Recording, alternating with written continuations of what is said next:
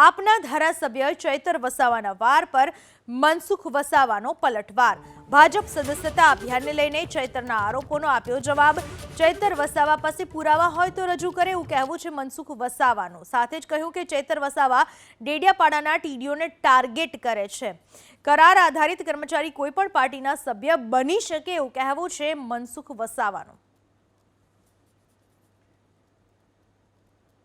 અમે ગઈકાલે 17 જણને ગામડાઓમાં રોક્યા, એમના આઈડી કાર્ડ જોયા તો ટીડીઓ શ્રીએ જાતે બીજેપી સદસ્યના એક કર્મચારીના કાર્ડ બનાવ્યા, એમના પરથી ઓટીપી લઈને એમની નોંધણી કરી। તો દરેક જિલ્લાઓમાં હવે ભાજપના કાર્યકરોને લોકો ઊભા નથી રાખતા, એટલે હવે કર્મચારીઓને ટાર્ગેટ આપવામાં આવ્યો છે। અમારે ડેડિયાપાડાની વાત કરું, મનરેગાને 13,000નો ટાર્ગેટ છે, તલાટીઓને નાના સેજાવાળાને 500 ને મોટા સેજાવાળાને 800નો ટાર્ગેટ છે। એવી રીતના ડીઆરડીના તમામ કર્મચારીઓ છેલ્લા 3 દિવસથી સભ્ય નોંધણીની કામગીરી ઝુંબેશના રૂપે કરે છે। વહીવટી તંત્રનો પગાર શું ભાજપની કમલમ ઓફિસોમાંથી આવે છે? તો કેમ આ ઝુંબેશના રૂપે આટલા બધા કર્મચારીઓ ગામડાઓમાં સભ્ય નોંધણી માટે નીકળી પડ્યા છે?